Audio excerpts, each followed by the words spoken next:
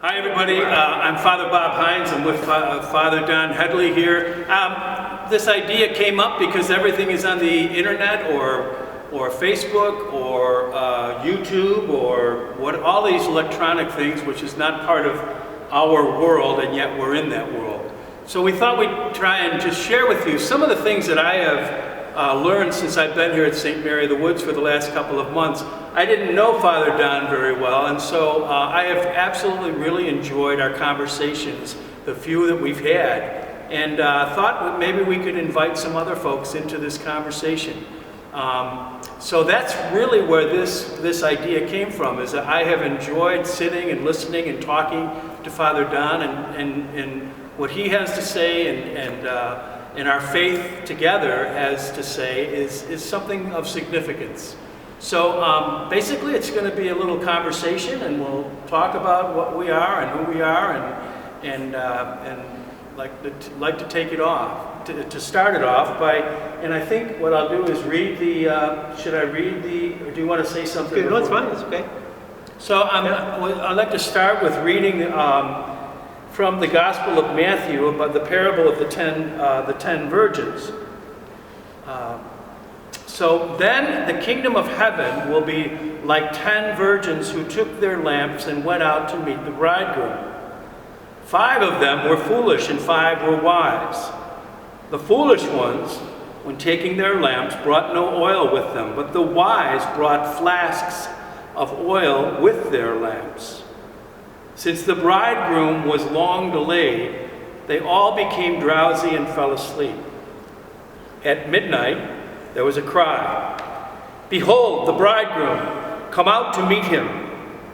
Then all those virgins got up and trimmed their lamps. The foolish ones said to the wise, "Give us some of your oil, for our lamps are going out." But the wise ones replied, "No, for there may not be enough for us and you. Go instead to the merchants and buy some for yourselves." While they went off to buy it, the bridegroom came, and those who were ready went into the wedding feast with him. Then the door was locked. Afterwards, the other virgins came and said, "Lord, Lord, open the door for us." But he said in reply, "Amen, I say to you, I do not know you. Therefore, stay awake, for you know neither the day nor the hour." Yeah, this is this is a great story. But Jesus... I want you to start again with that. Why is this such a great story? Go ahead. Okay. Bob, I really appreciate you reading that parable. However, it doesn't make much sense unless you put it in the context of the other 3 that come up in Matthew's Gospel. Matthew doesn't have just 3 parables like Mark and Luke had. He has 4. And the 4th one is just Matthew, and it's so beautiful and so magnificent that we have to read it sometime during this time that we have together. But the first one is to all people who think that they are the ones who are supposed to be following Jesus into the community of faithful people. The second parable is about people who are handed over a vineyard, and having that vineyard, they're supposed to be the ones who take care of it, and then bring its fruit to the owner at the end of the time of harvest. And what they do instead is eat it all themselves. And the third parable is one about the Romans who think they own everything, and people come to Jesus and ask him whether they're supposed to be paying tribute to Caesar. After all, Caesar doesn't own this place, does he? And Jesus says, "Well, whose picture's on it?" And they tell him that it's Caesar's picture. He says, "Well, then, if it's his, let him take it and go home." In other words, leave us in our place, let him go back to his place, And then the last one, of course, is about all the people in the world who come in, and some are on the right side, some are on the left, and Jesus will, or the king will say, actually, not Jesus, but the king, "When I was hungry, you gave me food. When I was thirsty, you gave me to drink. When I was naked, you clothed me." It goes on from there. "When I was in prison and hospital, you visited me. And then when you did it for the least of these, you you did it for me. Or when you didn't do it for the least of my brothers and sisters, you didn't do it for me. So each of them has a particular way of telling us what our particular role is in the world, in this world where the Son of God becomes who we are. In other words, God before was not what God is now. God is not just someone who speaks to us as God spoke to Moses or to Abraham, to Jacob from a distance, but the one who, as we sit at the table with us and breaks bread, the one who actually invites us to walk with him in the world. This is Jesus of Nazareth, who is God for us. So, you know, this is what he does at the end of his time. He says, well, you guys have been with me for a while now. Let's see how you're doing, you know. And the first one is one we're going to be talking about today. We'll both talk about it, not just me. Mm-hmm. But it's about people who are invited to bring light to a party. That's their job. They're not just there to have the party, which is, the 10 girls are certainly there, they want a party. There's no doubt about it. But they also want to go in because they are challenged to bring light to the party. They have a job, they have a ministry in this particular thing. In other words, the party isn't for them. It's for it's on behalf of the one who's being married to the world around the bridegroom. And besides that, there are all kinds of people there who are not what these 10 girls are supposed to be. There can be atheists and Muslims and Judeans, and there could be people from some other communities of faith, evangelicals, or whatever they want to be, or whatever, or Catholics even, you know, if they want to be there. But the point is, the ones who bring the light to the party are the ones who say they're the followers of Jesus. What strikes me, Don, about that is that it's a little bit different than, it's certainly different, that what you're suggesting and what I believe is that's different than what I was taught, you know, as a child growing up, is that there's only one way, and this is the only way, and these are the people who fit. You know, you've heard the joke, and I've heard the joke about taking a Catholic up to heaven, and somebody's walking along, and they see the wall, and they say, well, who's in there? And they say, well, those are the Catholics, because they think they're the only ones up here. You know, it's a different image, but all of us are invited into the kingdom. Right. All of us are invited, which is a much broader and more Christ-like image than what I was raised with. Well, Jesus' whole life is a celebration of sitting at the table with everybody. He'll sit down with one of the first stories in Luke, of course, is where he sits down at the table and then he looks at the guys at the table and says, well, nice of you. You invite all your friends here. They're going to invite you back to their house. You know, it's so wonderful. Well, what about the little girl that's down in the corner there, who's a recent single mother, who's carrying her baby and will not have meal today? Why didn't you invite her in there? Or the blind guy at the other end of the corner, why don't you invite him, you know? And he tells this to the guy, and the guy's, oh my God. His whole life changes because Jesus takes over the party. Jesus broken bread, dipped it in salt like they did in the desert, you know, and handed it to the people around him, and he takes over the party, you know, with this marvelous phrase. And the marvelous thing about it is Jesus is the expression in our time, in our place, in our humanity, of the God who gives a name to Moses. And the name that God gives to Moses is not a noun, it's a verb. The infinitive form of the verb that can be translated in 3 ways in English: to be present, to accompany, and to love. The infinitive form of a verb. No beginning, no end, but it's something that expresses and celebrates the fact that God is this in our world. Now, you know, God's Spirit hovers in the first story of creation over the waters. Did you ever think of why the heck anybody would pick out this stupid blue planet, the corner of a galaxy at the edge of a universe, and say, oh, this is the place I want to become human in? Why would God want to become human? Humanity doesn't exist yet. But the water is there. The 6th graders that I am with in the school, I asked them what that meant, this hovering spirit over the waters. They said, life is going to happen. And what happens to life? It evolves already, and life evolves into what? That which thinks. And what does life that thinks does? It chooses.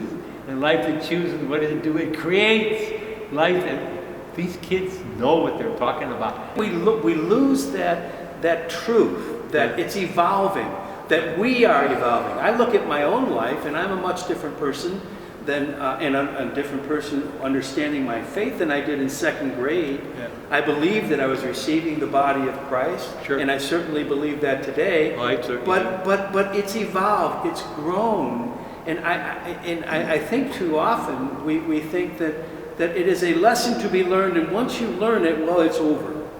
You know, that our faith somehow comes to as if it were some kind of a degree. Yeah, yeah. It's not. It's this relationship that you're talking about. It's a relationship with Christ, but but that leads us, I think, into a different relationship into the world, into the kingdom. I think the structures of religion, just like all structure that is institutional, has a tendency to become fanatic. Religion. Mm-hmm. I don't believe that we are supposed to be a religion. We're supposed to be a faith. In other words, Paul says, faith has nothing to do with the past. I didn't have to worry about what the Pope said, what Gregory VI said when he wanted to kill all cats in the world, I don't have to worry about that. What I'm supposed to worry about is, where does God want to take me now? In other words, how do I get to the future? My future is not very long in front of me right now on this planet. Do you have a reservation? I don't have much time to go. But I look at the 6th graders or the 7th graders and the 8th graders, and I say, oh my God, they can go so many places. How wonderful they will be. And it's all dependent on this God who is presence and accompaniment and love, And what we are supposed to do in life, because we are supposed to be the image of God, is to do what God is. We are not that, but we can do it because we are the image of God. But if we never do it, if we never fall in love, if we never care about others, if we never are compassionate, if we never are present to anyone, if we are not those who, instead of really being absorbed by power, wealth, and pleasure, we're those who actually promote justice, love, and compassion, we don't get it. We're working against the evolution in which we are supposed to be involved. A wonderful theologian in the 19th century who said that everything is evolving to be Christ complete in the presence of God, where God will present himself with everything that we are to the Father. That's what we're supposed to become. So what do you think about these 10 versions? So some of them are ready, some of them aren't. That's the way we are. Yeah, I was going to say, we have a job. We're not supposed to be there just to have the party. We're supposed to be there to provide something. That's us. If we claim to be followers of Jesus, we have a job. Yeah. And our job is to bring light to the room. We're not supposed to bring darkness. We're not supposed to be playing all the musical instruments. We're not supposed to be doing anything else.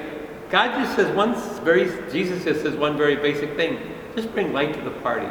The rest of us will make the party. We will make the party. So bring your gifts. What are your gifts? What are your unique gifts? Right. Bring those. Bring those to the party. Don't try and put on an outfit or a mask or pretend to be something. Be who you are. A Baptist preacher when I was in college, I remember be who you is and not who you ain't. Because if you is who you ain't who you is. That's exactly right. And that's what we bring. Yeah. That's what we bring. Our unique self. Oh, we forget that we are, by nature, vulnerable, Yeah. I mean, we approach somebody, like kids are taught sometimes by the males in their family, boys are taught, to really approach everybody in relationship as though, hi, I'm the boss here, I'm here to drink more than you can drink, I'm here to be partying more than you party, I do, that's not who we are. If we go to somebody, I think the kids when they have the 8th grade dance,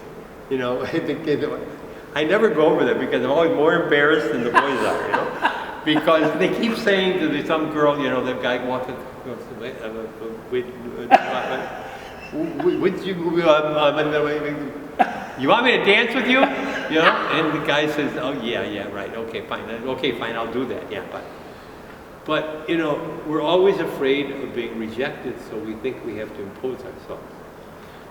Well, I don't care whether I'm rejected.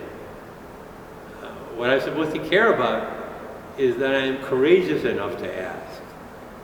You know, I'm capable of going to somebody and saying, I have light for this party, and I come into the room. That's all I bring is the light. The rest of us can figure out what we're going to do to party. But this is the way God's life is. You know, you want to come in here and learn how to love? You want to come into this party and learn how to be present? You want to come into this party and learn how to accompany? That's what God's all about. That's what Jesus is all about. So if we don't get that, we don't know what the purpose of Jesus' life was. Judas didn't get it.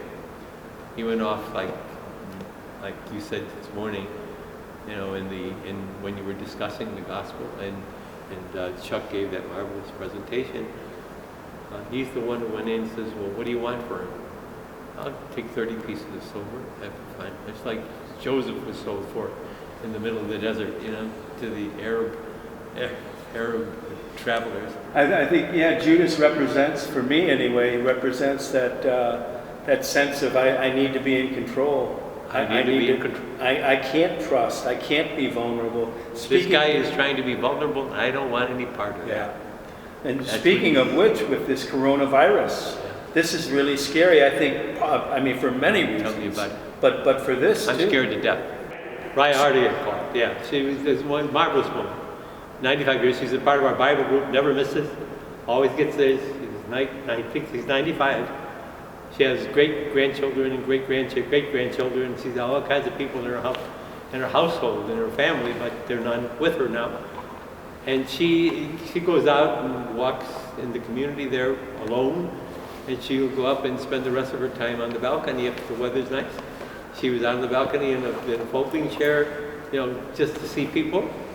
And, you know, she's fine. But she called me, for God's sake. I'm 10 years older than I am, you know, almost, not quite, but almost 10 years older. What a marvelous human being. Yeah. But that's, you know, that's bringing light to the party. Yeah. That's what she is. Yeah, I think that's a great image, Don. We each have this gift, and it's given to us of God. It's that is that God that dwells within. We each have that to bring to the dance, to the party, to the wedding. Each of us have this gift, and so that's great. I love that, and may we have the courage to do that with others. You know. Exactly. Really good. So this is a glimpse of some of the conversation Father Don and I have had. I always find it life-giving and very helpful. So God bless you all, and Well, same to you, Bob. It's wonderful always to talk to you. Thanks, Don. Talk with you.